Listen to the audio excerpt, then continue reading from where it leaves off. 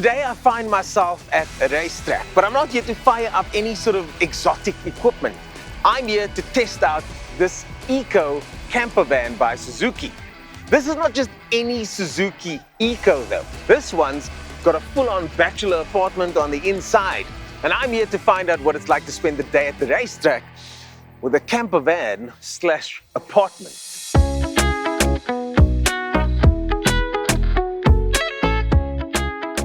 The standard Eeco retails for just over 200,000 Rand, and it has one of the largest carrying capacities in this segment.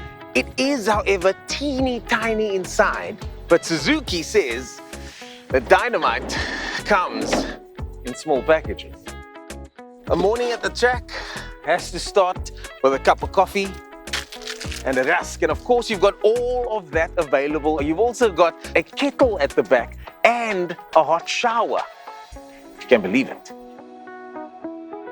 When we measure headroom in a car, it's usually not so that I can take a nap while the lunchtime show is on. But this is the case with this little Suzuki. You can even fold these over to make a little 1.5 bed for you and your partner. Just make sure no one's taller than about 5'7". You've also got little amenities inside here, like this alarm clock to wake you up after your nap. And yes, those are actual scented candles. Yeah, this looks like the shower. There's a battery pack to charge up phones, and you've got this little section over here with actual plug points. And something that always comes in handy when you least expect it is a fire extinguisher. Glad that's in here for peace of mind. Last but not least, and one of my favorite pieces of equipment, is this front runner awning over here, which extends all the way over. If the wind wasn't pumping so hard, I would show you in more detail, but this is a must when coming to the racetrack to watch races or even participate. I'm starting to like this car, but what does it drive like? Let's find out.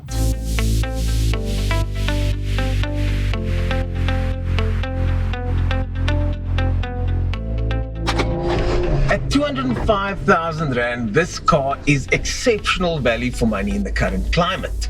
When I've seen business owners look at this car, they lust because they know it's a workhorse that can get a lot done for a fraction of the cost of a big expensive bakkie. Yes, it doesn't come with all this kit in the back here, but it also doesn't come with power steering. And before you laugh at me, when last have you driven a car without power steering? So, the first test is clearly the gravel and off-road test. And when it comes to gravel driving, it's actually quite comfortable. I think the biggest problem that you face with a car like this is all the stuff in the back. And if you listen closely, you can hear the plates clattering in the background. Okay, so a good viewing point at the track is this one right over here, but you've got to drive up a steep hill. Can the Suzuki take on this hill? No run up. Traction control is off. Oh, and this is quite a slippery little section. Come on. Oh, and we've chucked it out. Okay, let's try again. Let's see. Come on, baby. Yes! Well done, little Suzuki. You see, there's not much power, but there's also not much weight. Just gotta be careful not to tip it over. It does feel like it's about to fall over at any second, which I don't think is actually the case, but maybe I'm just being a little paranoid. So what do you get for your 200,000 Rand? 59 kilowatts and 104 Newton meters of torque. You also get a lot of safety features. Now granted, this car did get 0 stars when tested overseas for a crash test, but this specific vehicle has 2 airbags. I'm not sure how much of a difference that'll make, but you do get safety features on this car like ABS with EBD, you get rear parking sensors, you get seatbelt warning lights, and as mentioned, 2 airbags.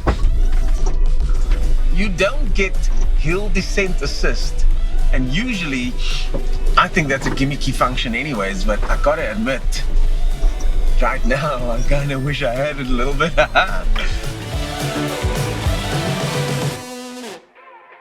this car does have a little pep in its step. It's also got a very short and tight turning circle, which makes it very easy to maneuver and accelerate when you need to. Look at that. Oh, that's nice. That is nice. It's not bad, actually.